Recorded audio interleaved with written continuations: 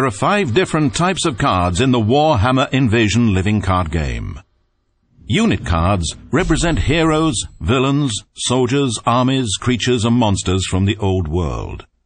Players need unit cards to attack their opponent's capital from the battlefield and to go on quests in the quest zone. Units can also be used in the kingdom to produce resources. Finally, units may be used as defenders whenever the zone in which they are located is attacked. Tactic cards represent battle maneuvers, spells, actions, disasters, and other unexpected twists.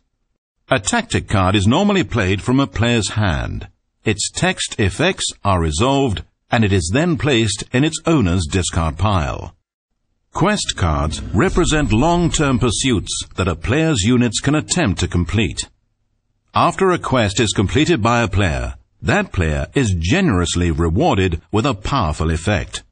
Quest cards are played into a player's quest zone, and then that player can play a unit card directly onto the quest card if he desires to send that unit on a quest.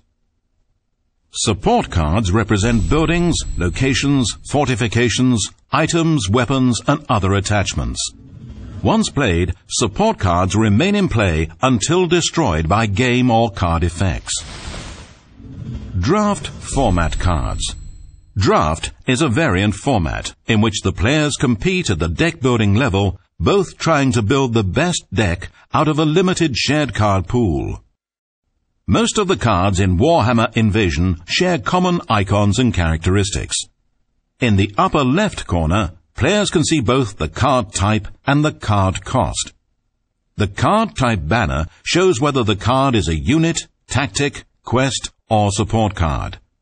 Below is the resource cost, the number of resource tokens a player needs to pay in order to play this card from his hand.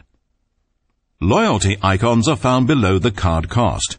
This is an additional variable cost to play the card that can be reduced by controlling cards that are loyal to this card's race.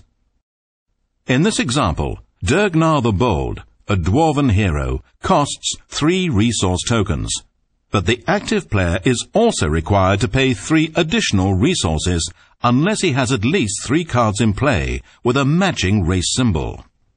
Durgnar belongs to the race of dwarves, so the active player must control 3 other cards that are loyal to this card's race or suffer the additional cost. If the active player controls no other dwarf units, Durgnar will cost 6 resources. If he already controls 2 dwarf units, Durgnar will cost 4 resources. Note that each capital board provides the player with 1 permanent race symbol for the race it represents. Unit cards have both power icons and hit points. Depending on the zone in which the card is played, power icons enable the player to collect more resources in the kingdom, draw more cards in the quest zone, or inflict more damage upon the opponent in the battlefield. Hit points are the amount of damage a unit can take.